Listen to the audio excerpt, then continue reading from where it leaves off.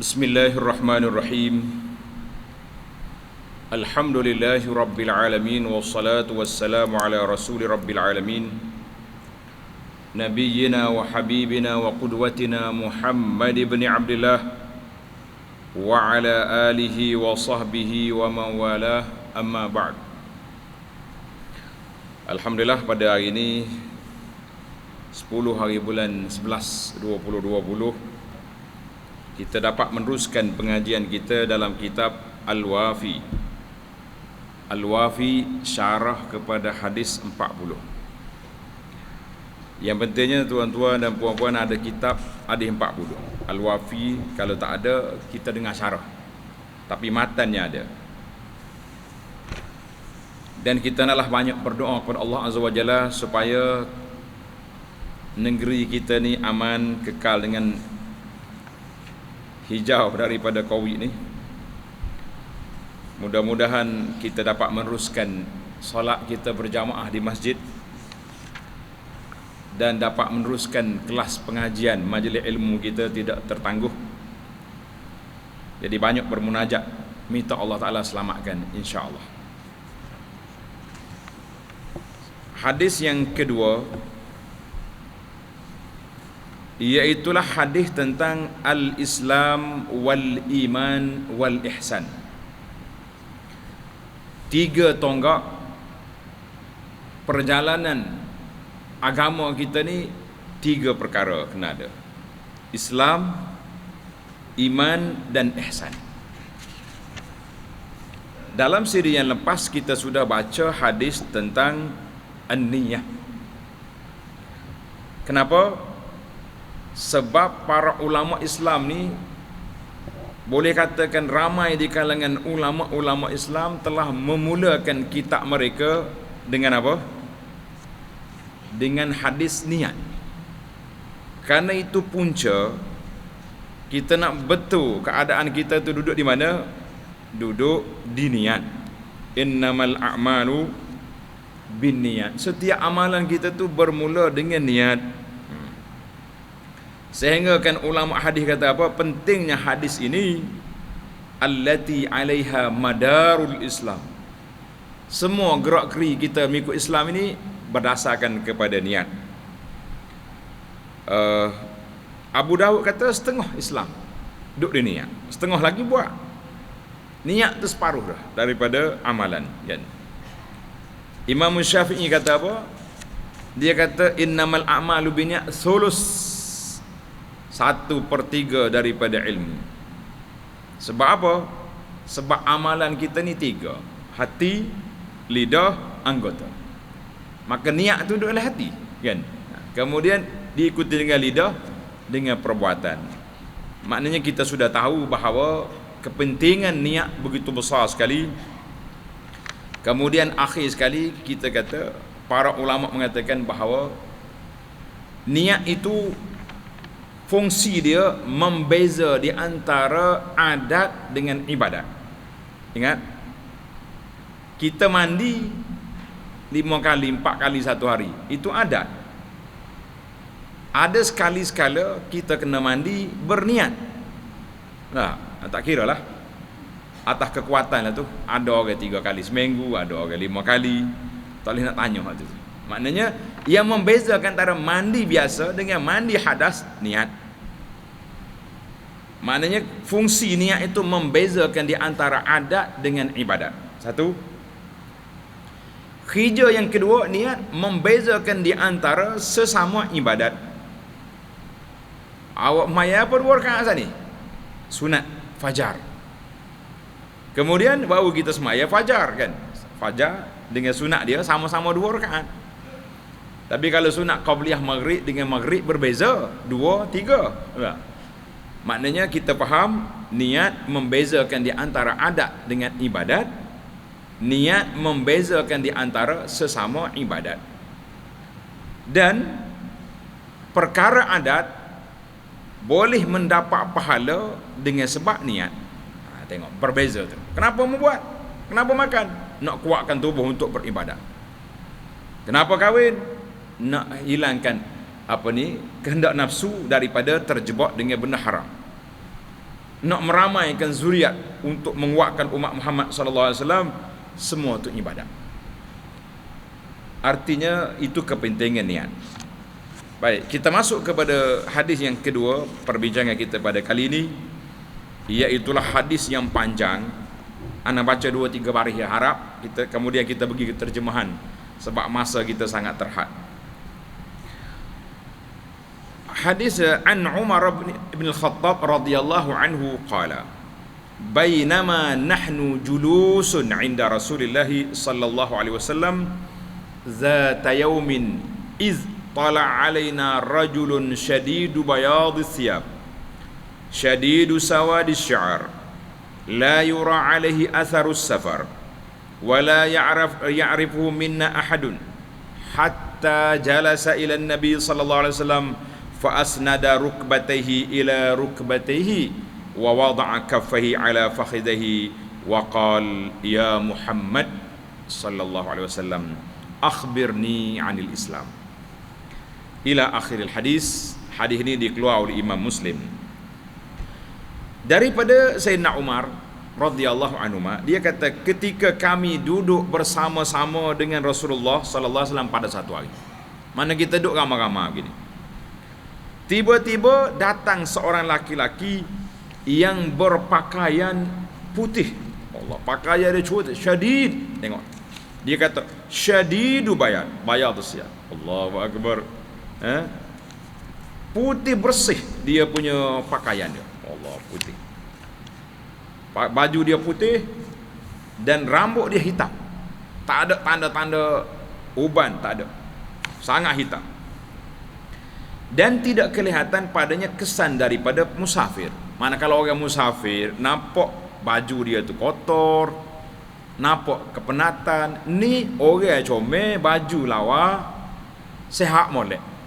Pelik ni. Dan tiada seorang pun dalam kalangan kami yang mengenalinya. Tak kenal. Siapa dia orang ni? Ini ajaib. Kemudian beliau merapatkan kepala lututnya ke kedua-dua kepala lutut Nabi sallallahu alaihi wasallam. Tengok. Dia pergi pelaga lutut dia dengan lutut. Rapat duduk mananya. Dan meletakkan kedua-dua tapak tangannya di atas kedua-dua pahanya. Tengok dalam hadis ni kata rukbatayhi ila rukbatayhi. Dua apa ni? Dua tangan dia wada'a kaffai ama. Wada'a kaffai ala fakhidhai. Dia letak dua tangan dia atas paha dia. Paha dia sendiri ke paha Nabi?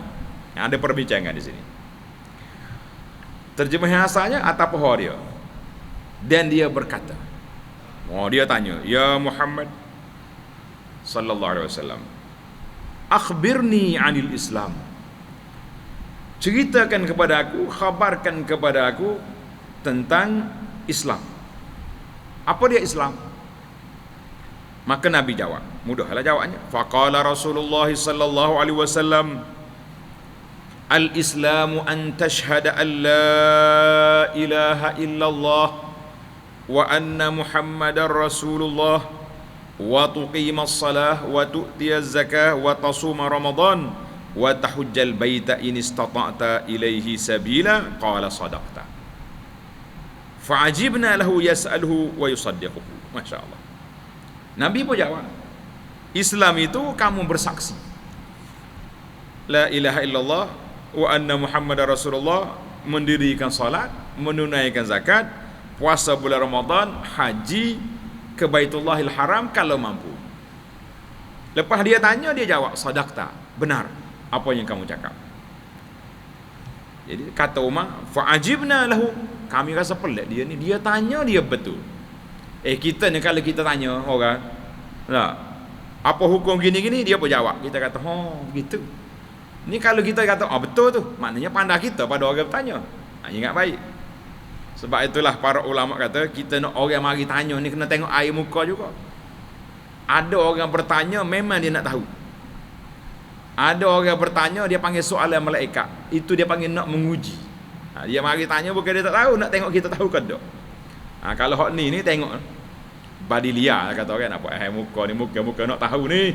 Pasal muka nak menguji kita pandai ke tidak. Dia panggil soalan malaikat.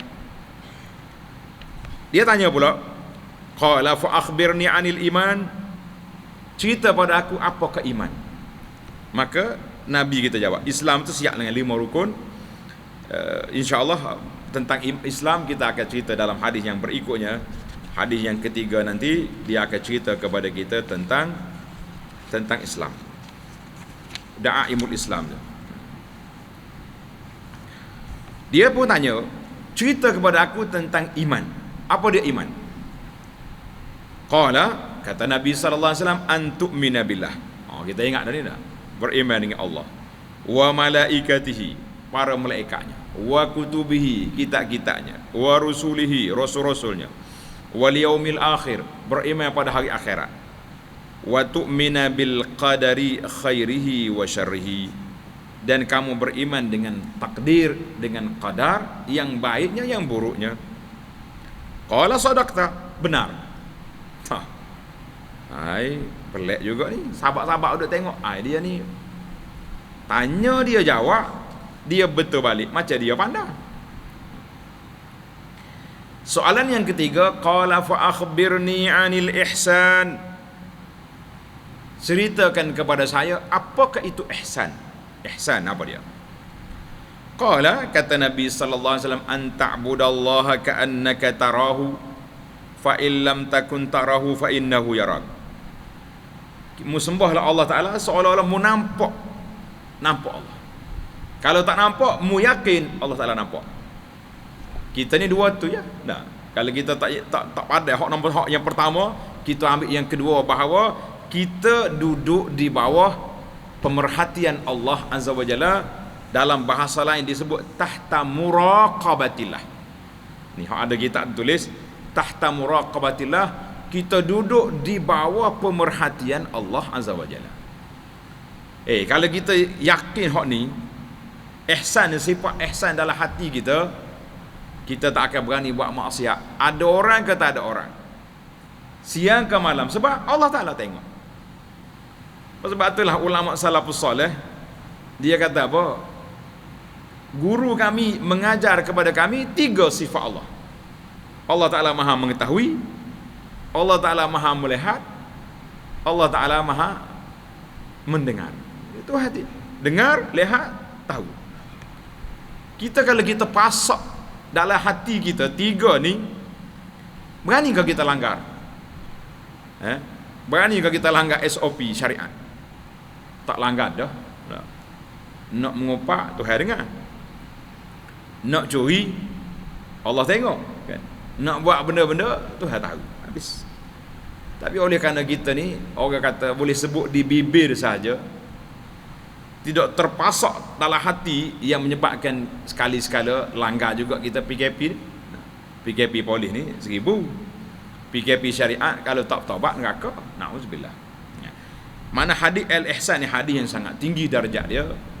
Darjat kita duduk di bawah muraqabatillah, duduk di bawah pemerhatian Allah Azza wa Jalla. 3 soalan. Mari soalan yang keempat. Qala fa akhbirni 'anis sa'ah.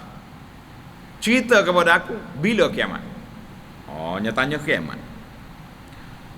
Qala, kata Nabi sallallahu alaihi wasallam, mal mas'ulu anha bi'a'lama minas sa'il. Orang yang ditanya bukan lebih tahu daripada yang bertanya. Kalau mu tak tahu, maknanya kita dua sama-sama tak tahu. Sebab kiamat itu hak mutlak, Allah Azza wa Jalla saja tahu. Kita jangan duk pandai-pandai nak tunjuk tahu. Sekarang ni ada orang buat-buat tahu, dia kira tahun berapa kiamat. Tahu dia. Kan? Qala fa akhbirni an amaratiha. Dah kita tak tahu tarikh kiamat, ceritakan kepada saya tanda-tanda kiamat. Tanda tuan-tuan. Kita hari ni tanda kiamat banyak dah, cuma kita bimbang takut kita ni termasuk tanda kiamat juga. Kita ni kalau orang nak tahu kiamat dekat tak dekat, dia tengok kita. Tu tanda kiamat. Nauzubillah. Kan? Qala antadidal amatu rabbataha. Dia kata hamba melahirkan tuannya sendiri. Satu tanda dulu, lepas ni kita syarah apa cerita. Yang kedua, antara al-hufat al-urata al-alata ri'a asy-sya'i yatatawaluna fil bunyan. Allahu akbar. Dia kata yang kedua, kamu akan dapat melihat penggembala-penggembala kambing yang berkaki ayam. Kaki orang, cuma tak pakai selipar. Bila tak pakai selipar, Melayu kata kaki ayam. Jadi tak ada pasal-pasal kita curi kaki ayam. Ya. Kaki orang tak ada selipar. Tidak berpakaian lengkap. Ada baju, tapi baju biasa lah, baju orang kapur, orang Badui. Dan fakir, tapi mereka ini telah berlomba-lomba membina bangunan tinggi. Bangunan hak besar-besar pencakar langit ni, asal tua dia siapa? Orang Badui. Kaki ayam pun ni, bego kambing. Asal dulu. Lah ni kaya. Berapa lah? 3. 2 ya tanda dia sebut. Summan talaqa. Kemudian orang tu bangun pergi. Falabistu maliyan. Kata dia Sayyidina Umar, aku pun duduk berapa lama? Ada riwayat lain kata 3 hari. 3 hari lepas pada tu Sayyidina Umar jumpa dengan Nabi sallallahu alaihi wasallam, summa qala, "Ya Umar, atadri manis sa'il?" Umar, mu tahu siapa yang tanya aku baru ni 3 hari lepas? Ni dalam riwayat ni dia sebut apa hari? 3 hari barulah Sayyidina Umar jumpa balik dengan Nabi sallallahu alaihi wasallam. Qultu, tengok cara. Allahu wa rasuluhu alam. Mana kalau kita bercakap dengan Nabi sallallahu alaihi wasallam, kita kena kata Allahu wa rasuluhu alam. Kalau kita bercakap dengan tuan-tuan guru kita, tanya, awak tahu ke ni? Kita kata tak tahu. Gitulah sebut. Kalau kita kata tahu, dia tak cerita dah kita. Tapi dengan Nabi, Allahu wa rasuluhu alam. Qal sallallahu alaihi wasallam, fa innahu Jibril atakum yu'allimukum dinakum. Jibril datang, dia mari mengajar kepada kamu asas agama. Sebab 3 tonggak: Islam, 5 iman, 6 ihsan. Cukup. Kalau ada 3 ni, lengkaplah kita hidup insya-Allah. Hadis ini dikeluar oleh Imam Muslim di awal Kitabul Iman, hadis nombor 8. Banyak lagi lah dari riwayat lain. Cukuplah hadis Muslim, mana hadis itu sahih. Tengok dalam kepentingan hadis. Ibnu Daqiq al-Aid, seorang ulama hadis, dia kata apa? Hadza hadisun azim. Ini adalah hadis yang besar kedudukannya, yang merangkumi kesemua tanggungjawab amalan-amalan yang zahir dan yang batin. Kita ni apa beza di antara iman dengan Islam? Beza apa? Iman ma waqara fil qalbi, perkara yang tersemak dalam hati, itu nama dia iman batin. Sebab kita tak jumpa belaka tu beriman dengan Allah, dengan malaikat, dengan Rasul. Sampai bila kita jumpa? Tapi kita yakin, itu dia panggil hati, a'malul qulub. Yang zahir Islam bermula daripada mengucap 2 kalimah syahadah. Kalau ada orang mari melengung depan kita, apa buat tu? Mengucap 2 la. Mengucap mesti dengan lidah. Dia kena kata asyhadu an la ilaha illallah, baru jadi mengucap. Kalau dia senyap, dia tak mengucap, dia mikir nak mengucap, jadi kena sebut. Maka hadis ini tunjuk kepada 3 perkara, dan kesemua ilmu syariat dirujukkan padanya dan bercabang daripadanya, kerana ia merangkumi segala ilmu sunnah. Jadi dalam ni ilmu sunnah tu, sunnah Nabi duduk dalam ni. Hadis ini diibarat seperti ibu kepada sunnah, sebagaimana Al-Fatihah ibu kepada Quran. Ummul kitab Al-Fatihah. Kerana kesemua makna Al-Quran 6,000 ayat tu terkandung di dalam mana? Di dalam Al-Fatihah. Mari buat batin ni, dia kata daripada Al-Fatihah tu terkandung dalam huruf ba, titik dia. Tu panjang adalah ba. Kita kata setakat tu lah, setakat Al-Fatihah. Hadis ini adalah daripada kalangan hadis-hadis mutawatir. Tanda ni para jemaah, para pelajar, hadis mutawatir, dia hadis ni dua jenis. Satu dia panggil mutawatir, hadis sahih. Hak lain pun hadis sahih, biasa sahih juga tapi tidak mutawatir. Mutawatir ini makna hadis yang diriwayat oleh ramai sahabat. Berbeza dengan hadis innamal amalu binniyat, Sayyidina Umar seorangnya riwayat. Karena itu dia tidak naik taraf mutawatir, itu istilah ilmu hadis. Kita kena belajarlah juga istilah-istilah itu kan. Hadis ini yang dipanggil mutawatir. Kenapa? Sebab apa dia jadi hadis mutawatir? Kerana ia telah diriwayatkan daripada 8 orang sahabat. Masya Allah, tabarakallah. 8 orang sahabat yang mulia. Mereka itu siapa dia? Abu Hurairah, Sayyidina Umar, Abu Zar, Anas, Ibnu Abbas, Ibnu Umar, Abu Amir Al-Ash'ari dan Jarir Al-Bajali. 8 orang sahabat meriwayatkan hadis ini. Kemudian ramailah, lepas pada tu ramai lagi dibawa kemudian daripada dia. Kita kata Masya Allah. Lughatul hadis, dalam hadis ni Nabi kata apa? Bainama, dengan makna ketika. Istala'a mana tiba-tiba. Tiba-tiba maknanya tiba-tiba muncul, tak nampak.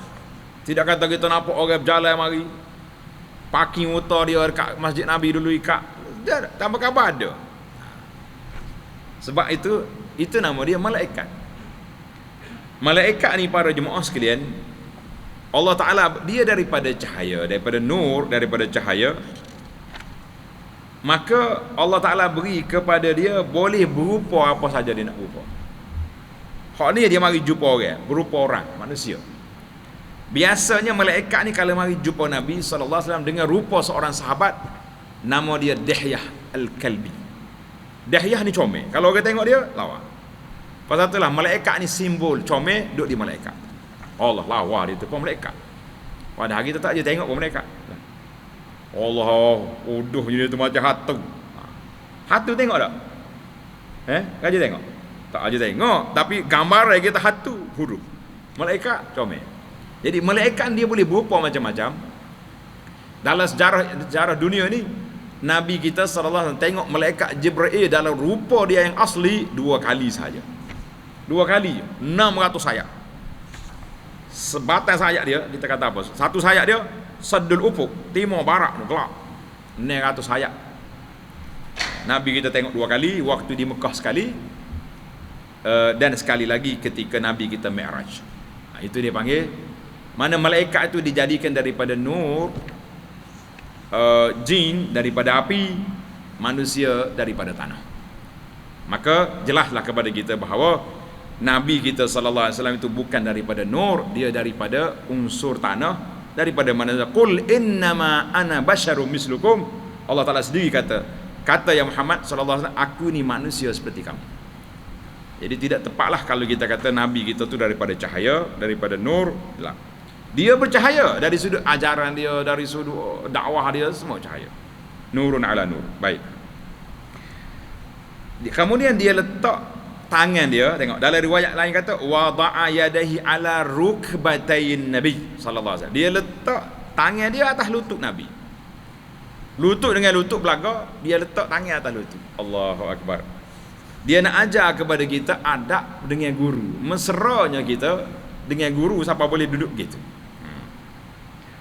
Kemudian dia tanya tentang Islam, tentang iman, dah kita dah sebut tadi kan. Maka para sahabat kata fa'ajibna lahu, kami rasa pelik dia ni. Tanya dia jawab, macam dia tahu dah. Tapi bila dia tanya macam tak tahu. Tapi bila dia kata sadaq tak benar, macam dia lebih tahu. Jadi orang jadi ajaib. Nabi pun tak cerita siapa kan. Lepas 3 hari baru Sayyidina Umar jumpa kan. Maka dalam bab ini Nabi kata antu'mina billah, iaitu kamu beriman kepada Allah. Beriman kepada Allah. Mana kata di para ulama, iman itu daripada kepercayaan. Iman iaitu kepercayaan. Islam, apa yang makna Islam, tengok dalam kitab kita ni, Islam dengan makna tunduk patuh. Itu makna Islam. Saya orang Islam tapi tak patuh pada ajaran Allah, kita kata Islam yang tidak sempurna. Islam tu sendiri dengan makna tunduk, patuh, akur, fasrah, itu dia panggil Islam. Jangan kita kata Islam tapi tak ikutlah. Bukan, itu tidak Islam yang sebenar. Macam kita hari ni kan banyak orang buat Islam liberal. Islam tu Islam ni. Jadi kita kata jangan duduk kembar. Islam satu je. InsyaAllah bab Islam ni kita cerita dalam hadis yang akan datang. Baik. Apa makna ibu melahirkan anak? Tengok. Dia kata tanda-tanda kiamat itu ibu melahirkan anak. Bagaimana cara dia? Di sini para ulama kata ibu melahirkan anak itu zaman dulu bila kita pergi berperang, kita akan dapat hamba. Betul tak? Dapat hamba. Bila dapat hamba, hamba ni comel. Tuan hamba tu guna hamba tu. Dia tak payah akad nikah dah. Dia nak, dia panggil istibra', tunggu dia mari haid sekali, pastikan tak ada baby dalam perut dia, maka tuan dia boleh guna. Bila dia guna, hamba ini mengandung, maka bila hamba tu mengandung, anak yang dilahirkan, anak tuan dia merdeka. Dia tak ikut ibu, ikut bapa. Sebab itulah hadis kata ibu melahirkan tuannya sendiri. Maknya hamba, anak dia tuan. Tapi kita kena ingat, mak ni sudah naik status baru, dia panggil walad. Walad ni tak boleh tukar-tukar, tak boleh jual dah. Lepas pada ayah bapak dia mati tu, dia automatik. Itu satu tafsiran. Tafsiran yang kedua, tengok dalam kitab kita ni, hak ni agak dekat dengan kita. Kata ulama, ibu melahirkan tuannya sendiri. Ayat hadis ini ayat hadis sindiran. Memandangkan banyaknya kejadian penderhakaan anak-anak di akhir zaman, ni tanda kiamat. Sehingga bapa takut pada anak, ibu takut pada anak. Banyak berlaku kerosakan hari ni. Tuan-tuan dan puan-puan, kalau kita tanya, ni kita dengan anak, berani kau takut? Berani? Berani dengan anak? Tak berat, tak ngaku belakang. Tapi kalau anak tak semaya, tegur ke tak tegur? Budak besar tu. Kalau anak tak tutup aurat, tegur ke tak tegur? Ai. 500 bulan. Kau nak ke? Anak duduk di bandar besar ni, kerja pakak besar, bubuhkan kita 500 bulan. Balik-balik jaga apa hantu pagi tak tutup aurat. Berani tegur? Sekali lagi mak royak, ambo tak kelik dah. Aku nak kau. Kelik lah. Tua-tua esok gak pakar tuduh, gitu lah kata. Takut kita dengan anak-anak ni. Sekarang ni zahir fenomena ibu bapa takut pada anak-anak sudah nyata. Tak berani tegur. Kadang-kadang ayah dia meleret jumpa di pasar malam. Pak Haji mari mana? Bawa budak-budak nak beli. Tengok anak dia tukar dengan anak siap. Anak siapa ni?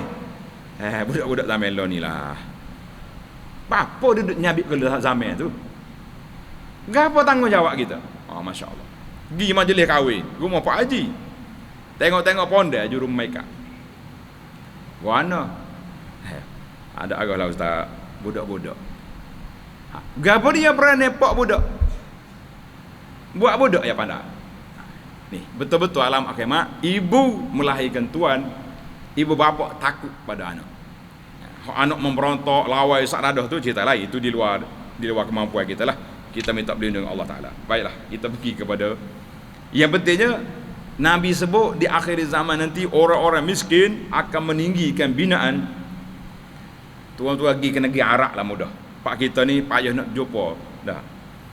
Orang Arab tu, hok kaya-kaya lah ni, asal dia pengembala kambing. Tak pakai selipar apa dia tu. Tak pakai selipar. Tapi bila mari minyak di kawasan Arab, Masya Allah, lah ni yang buat bangunan yang besar tinggi-tinggi di mana? Bangunan jam besar, dia panggil Burjus Sa'ah, jam menara jam Mekah tu lah.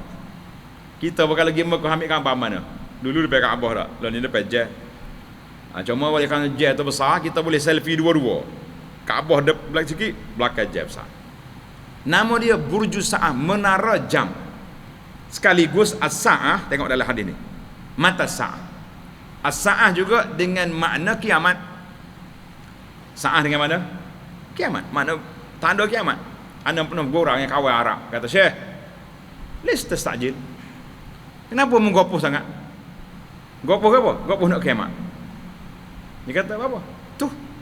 Nabi kata, ya tata lu apa dia? Marah dia. Jadi kita gurau dengan saya Arab. Kata, mu ni nak cepat kiamat. Apa buat dah bangunan tinggi tu? Kalau tidak tak jadi lagi. Kita kata jemaah haji pula marah. Apa Arab buat besar? Kita kata Arab kena buat. Kalau tidak lambat lagi kiamat. Sebab dia sudah menjadi salah satu daripada tanda kiamat.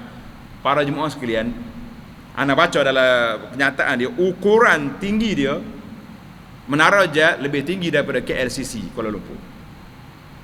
Oi, nampak KLCC tinggi kan? Sebab KLCC dia duduk bawah ni sama. Menara Jet tu duduk atas, duduk celah bukit. Dia jadi kenik. Tapi kalau kita pergi di belakang tu, daripada jauh kita nampak dia besar. Ni satu lagi menara dia panggil Kingdom Tower di Jeddah, 1 kilometer tinggi. Dubai, kita pergi Dubai, ambil gambar selfie di Burj Dubai. Kita kata ni asal-asalnya buat-buat Badui.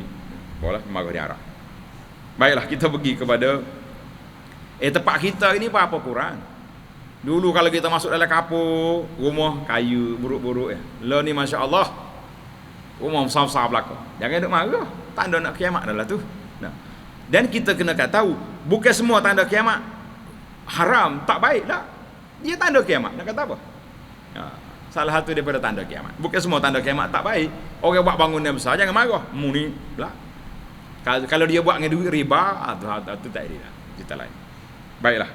Kita pergi kepada pengajaran hadis. Fiqhul hadis. Apakah pengajaran hadis yang dapat kita belajar dalam kitab kita ni? Dia telah bagi kepada kita berapa? 7 pengajaran, 8. Kita ambil secara perlahan-lahan. Ringkas-ringkas insya-Allah. Fiqh hadis dan petunjuk hadis. Yang pertama, mengelokkan pakaian dan keterampilan. Adalah dianggap sebagai suatu keelokan, kebagusan dan kecantikan dalam memakai pakaian yang bersih dan mengenakan wangi-wangian yang harum untuk memasuki masjid dan menghadiri majlis ilmu. Tengok, Jibril datang dengan pakai baju syadid bayar putih, maknanya baju dia comel. Kita pun nak pergi masjid, pakailah baju hak comel-comel, hak lawa-lawa dah. Nak pergi masjid ni tidak, kadang-kadang kita nak pergi masjid, kau nak pakai baju cak rumah tinggi masjid. Tapi kalau nak pergi ke pasar, nak pergi pejabat tak mudah, berkoti hendak kita. Nak pergi masjid kena comel. Sebab kita jadi tetamu Allah, kita nak pergi rumah Allah, dah comel tu tak semestinya mahal, bersih, lawa. Macam kita duk pakai ni lawa adalah tu kan. Yang kedua, soalan apakah Islam? Jadi kata di para ulama, Islam itu dengan makna patuh, akur dan menyerah. Penjelasannya kita masuk dalam hadis yang ketiga nanti, hadis tentang Islam, insya-Allah. Kemudian kita pergi kepada penjelasan apakah iman. Tanda para jemaah sekalian, iman dengan makna tasdik, membenarkan. Maknanya kita nak seorang manusia nak beriman, dia mesti kena ada 3 komponen yang tak boleh berpisah. Kata dengan lidah, tasdik dengan hati, dan beramal dengan anggota. Kalau kita kata dengan lidah, hati tak masuk, itu dia panggil munafik. Na'udzubillah. Iman munafik. Lidah yang kata beriman, hati tak. Hati tak percaya, kafir dia. Kita kata dengan lidah, hati pun sudah tasdik, tapi beramalnya tidak. Maka itu dia panggil iman murji'ah. Tulis sikit kata-kata ni, jangan jumpa ni. Nama dia murji'ah. Orang yang memisah di antara iman dengan amal. Kenapa mu tak semaya? Hati baik. Sedap. Awak ni tak tutup aurat kenapa? Ni tunjuk hati lalu, hati baik. atau geng Murji'ah nama dia. Ada ke Murji'ah sama kita ni? Setak juga soalan. Ada Murji'ah sama kita? Tak apa nak ada nama. Tapi semi Murji'ah, spesies Murji'ah ada. Orang panggil kumpulan liberal. Puak liberal ni pakaian dia black. Tapi kalau cakap bab Islam, saya Islam. Tanya dia pergi Mekah 3 lapis kain telekong dia. Alah balik siapa di Jeddah, airport Jeddah, terbaik dah kain tu dulu. Kadang-kadang kita sini je, kata aku wak angin sini. Tak ada siapa Kuala Lumpur lagi cabut dah kain tu dulu ni. Itu dia panggil gerakan ini bahaya sebab dia pisahkan di antara iman dengan amal. Yang kita naknya ahlus sunnahnya kata dengan lidah, tasdik dengan hati, beramal dengan anggota. Karena itulah Islam dengan iman tidak boleh berpisah. Tengok nombor 4 dia kata apa? Sebagaimana yang diketahui terdahulu daripada ini bahawa iman, Islam dan iman itu dua hakikat yang berbeza. Iman dalam hati. Islam yang kita zahir kita buat, itu dia panggil Islam. Kan? Dan berpunca daripada berbagai nama yang berbeza-beza. Syarak telah memperluaskan pengucapan dan maknanya. Oleh itu apabila disebut salah satu daripadanya, maka dia memberi makna. Dia gini kaedah. Kena tulislah sikit. Bawa lain kali kalau tak ada kitab pun bawa buku ke nota. Iman dengan Islam apabila berbeza, berpisah, dia jadi satu. Bila dia satu, beza. Nampak? Kita kata saya ni orang Islam, insya-Allah dia juga orang beriman, kan? Saya orang beriman, dia juga Islam. Tapi kalau kata Islam dan iman, lain selalu. Itu kata bila dia satu, dia beza. Iman dalam hati, kepercayaan. Islam yang zahir. Itu dia panggil berbeza, apabila berpisah dia jadi satu, bila bersatu berbeza, berpisah. Baiklah. InsyaAllah dalam hadis-hadis yang panjang lagi tu, ada 30 hadis lagi, kita akan jumpa lah definisi iman dan Islam secara spesifiknya, secara khasnya insyaAllah. Timbul lagi soalan, apakah ihsan? Apa dia ihsan? Ihsan adalah ikhlas dan itqan, dengan mana keyakinan, iaitu semata-mata mengikhlaskan hati dalam beribadat menyembah Allah yang Maha Esa dengan kesempurnaan yang yakin, seolah-olah kamu melihat Allah di waktu menyembahnya. Sekiranya kamu tidak mampu melihatnya, maka kita ingatlah bahawa Allah tengok kepada kita. Itu kita punya keyakinan. Kita sudah percaya bahawa Allah Ta'ala maha mendengar, maha melihat. Ini dia panggil dalam bahasa, dia panggil muraqabah. Maksudnya ihsan tingkat yang tinggi. Orang tak berani buat benda maksiat sebab Allah Ta'ala tengok. Bila kita buat ibadat, kita tak akan riak sebab kita semata-mata kerana Allah Azza wa Jalla. Hari ni bila timbul bab riak, bab nak nunjuk ke orang, sebab apa terjadi sedemikian? Kerana maqam, tingkatan ihsan dalam jiwa kita tidak begitu kemas. Bahaya ni ustaz cakap lagu ni. Nah, kita kadang-kadang kita bagi sedekah, turun rumah ikhlas, tapi waktu nak beri tu lelah-lelah nyari. Wartawan tak mari. Dia mari dah. Tak ada wartawan apa tak apalah, live Facebook tak apa dah. Jadi orang panggil mula mari perasaan. Waktu mari nak semaya, Allah Akbar ikhlas. Tapi bila orang bunyi orang mari, kita buka kemah pegang tangan. Ini maknanya ada unsur-unsur gangguan. Maka kita kena tingkatkan ihsan dalam hidup kita supaya tidak ada gangguan di dalam ibadat, dalam kerja buat kita, insya-Allah. Baik, yang keenam, hari kiamat dan tanda-tandanya, iaitu ilmu mengenai kedatangan hari kiamat. Ia adalah daripada perkara gaib yang khusus untuk Allah Azza wa Jalla. Khas untuk Allah Azza wa Jalla, Tuhan saja yang maha mengetahui bila kiamat.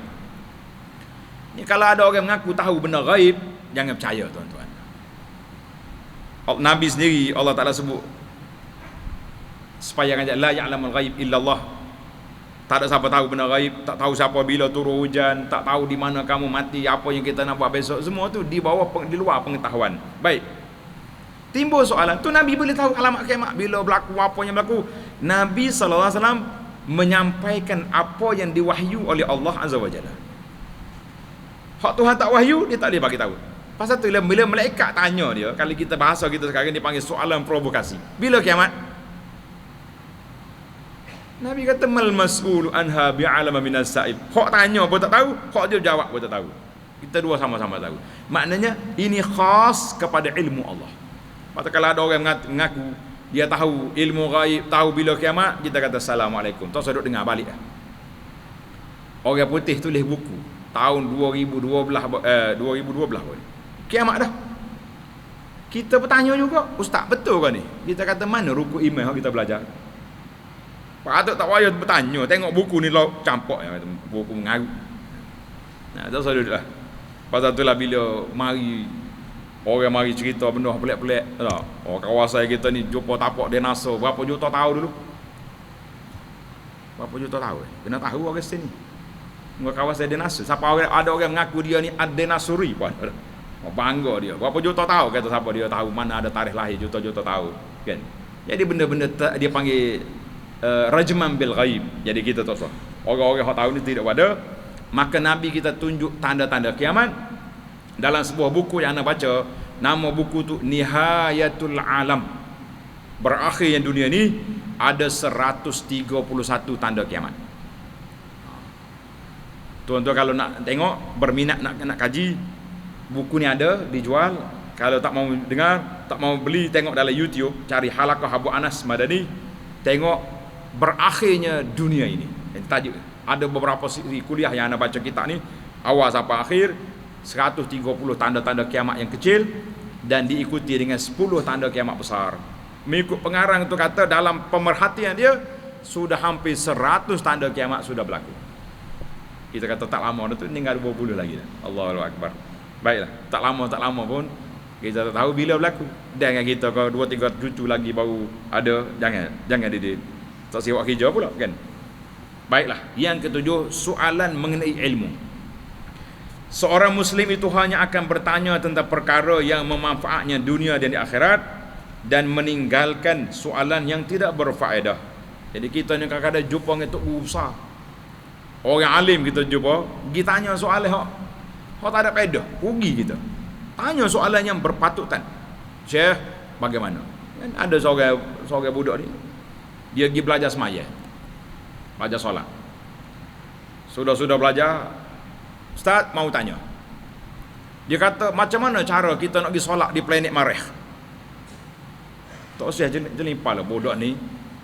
Mu semaya sujud dengan rokok pun tak betul lagi nak pergi semaya di planet Marikh. Mana soalan tak betul. Ustaz tu kata apa? Mu pergi ambil tiket pergi ke Marikh, mari sini aku ajar. Padahal lah gitu ya soalan. Tak. Kita perkara ada orang mari tanya soalan pelik-pelik, tak usah duk jawab lah, rugi masa. Jadi biarlah kita tanya soalan yang boleh bermanfaat. Tengok. Dalam soalan bermanfaat di antaranya contohnya kita cakap ramai-ramai ni, ramai orang tak faham masalah tertentu. Kita masuk masjid, ustaz mengajar. Boleh tak boleh kita solat sunat tahiyatul masjid contohnya? Ada ustaz kata boleh, ada ustaz tak boleh. Bila mari ustaz hak kita rasa banyak sekiranya ilmu nak banding hak lain, kita bertanya soalan. Kita tahu dah, tapi nak suruh orang lain tahu, maka kita akan dapat jawapan. Itu dia panggil soalan. Biarlah soalan malaikat pun kita tahu. Malaikat ni dia tahu dah, tapi dia tanya supaya sahabat tu dengar untuk tanya. Tapi jangan betul-betul jangan nak menguji, tak payahlah. Anda ingat ada satu kumpulan ajaran sesat dulu, mari jumpa Allah yang ayah kita ni, mari tanya hakikat makrifat tarekat ni berapa tok guru. Dia tengok dah, dia dengar dah buat ni mari nak jatuh dia tengah mengajar. Jadi orang tua ni tak jawab banyak. Dia kata hakikat makrifat tu isi ke fa'il? Tanya soalan nahwu sikit. Dia tak mengaji lagi. Kalau hak tu pun tak mengaji, tak usah mai hak lain lah, klik lah dulu. Jadi bangun begitu ya buat dia klik. Dia ada soalan-soalan jangan duk layan sangat. Dia panggil soalan jenis provokasi, tak usah kita layan. Ingat ada cerita anak kata budak nakal tu. Dia pergi mandi mayat, belajar kursus mandi mayat. Sudah kursus dia tanya, "Ustaz, kenapa orang mati kita kena mandi dia?" Ustaz dia buka kitab pula. Baca hadis, baca. Dia kata, "Ustaz, Tak wajib duk saraf panjang-panjang sebab dia mati tak boleh mandi sendiri. Kita lah kena mandi. Walau ustaz kata kau paikor dengan kitab budak ni. Tak. Buat nyanyi kau ustaz. Jadi kita kena tengoklah soalan. Pasal tu anak di satu masjid ada seorang pocik ni dia nanya segala benda. Tak boleh nak mengajar kita. Jadi AJK bisik awal lah ustaz. Ada pocik tu baju sekian-sekian, kalau dia tanya tu jangan layan. Sebab soalan dia tu tidak berfaedah. Semua ustaz mari pun dia tanya belaka, soalan sama. Dia nak tunjuk dia tu pandai dalam kapur ni. Jadi hak ni jangan layan. Baiklah. Yang terakhir, uslub kaedah tarbiyah. Tengok cara malaikat dia buat tanya jawab. Dia tanya, Nabi jawab. Ini dia panggil salah satu daripada kaedah lebih faham. Kita ni kalau kita cakap seorang je, boleh jadi orang tak apa nak nakak. Tapi kalau kita tanya apa jadi orang penjawab. Orang pun menunggu-nunggu mendengar jawapan kan. Pasal itulah Nabi kita sallallahu alaihi wasallam sendiri sunnah dia bila dia mengajar dia ulang sampai 3 kali perkataan yang sama, dia ulang sampai 3 kali nak suruh orang hok dengar ni betul-betul faham. Kita ni pula pelik kalau kita ustaz hok mari mengajar kitab lagu ni mudah faham, kita rasa tak apa standard ustaz. Tapi kalau dia mari mengajar hok martabak tinggi-tinggi, hok kita dengar apa tak tahu ke apa, tu bisa. Ana jumpa ada satu orang, dia kata bisa dia ni pakar bahagian ilmu tasawuf. Kata setara mana pakar? Dia kata kalau dia mengajar kita tak faham. Kata rupanya mengajar orang tak faham ni pakar. Hok kita duk belajar di sekolah di mana tu, cikgu ajar kita uslub cara nak mengajar ni kena beri siapa orang faham. Dia kata hok tak faham tu barulah tinggi martabat. Kita kata jangan tuan-tuan. Nabi kita sallallahu guna uslub macam-macam. Kadang-kadang Nabi duduk atas tanah, dia buat garisan. Pakoh gini. Nabi kata ni in hadza sirati mustaqiman, jalan aku jalan lurus satu ni. Hok kiri kanan pakoh ni jalan syaitan belakang. Maknanya ada kalanya dia guna pendekatan tulis, ada kalanya dia buat contoh bandingan, ada kalanya Nabi kita buat tanya jawab. Itu dia panggil uslub. Maka kita belajarlah cara-cara yang boleh kita faham dalam agama ini. Hak malaikat mari belaga lutut tadi. Malaikat ajar kepada kita duduk dekat dengan tok guru, bukan duduk dekat dia, duduk dekat dengan ustaz. Budaya masyarakat kita ni jarang nak jadi. Kadang-kadang mengurusi, tuan-tuan mari dekat, kesok 2-3 orang, hak lain lagi sombak kat situ. Jadi kita kena belajar budaya ilmu dekat. Pengalaman ana belajar di Masjid Madinah, Masjid Nabi sallallahu alaihi wasallam. Tok guru mengajar lepas maghrib. Pukul 9:30 kita mari tok dah kitab kita ni, tok rahas ni. Tanda nak dekat ni tok guru. Berebut. Tapi mari balik di Malaysia ni tak apa jadi. Dekat. Kalau dia tahu ustaz Covid ni. Covid ni baru sehari 2 ni baru Covidnya. Belum pada Covid ni dekat ke jauh? Jauh juga. Lepas ni tak sirah. Kita nak jadi macam malaikat ni. Waktu belajar mari dekat. Senang nak tanya. Kalau tak faham apa ustaz, boleh tanya. Kalau duk ujung nak tanya lagu mana. Jadi kita mari duduk dekat-dekat. Rapat. Tak boleh dengan penjarakan lah musim ni. Musim Covid ni dah. Tapi biar rapat. InsyaAllah. Mudah-mudahan Allah Ta'ala beri kepada kita kefahaman yang baik. Sekian. Subhanakallahumma hamdika. Asyhadu an la ilaha illa anta astaghfiruka wa atubu ilaih. Wa sallallahu ala nabiyyina Muhammad wa ala alihi wa sahbihi ajma'in. Walhamdulillahi rabbil alamin. Wassalamualaikum.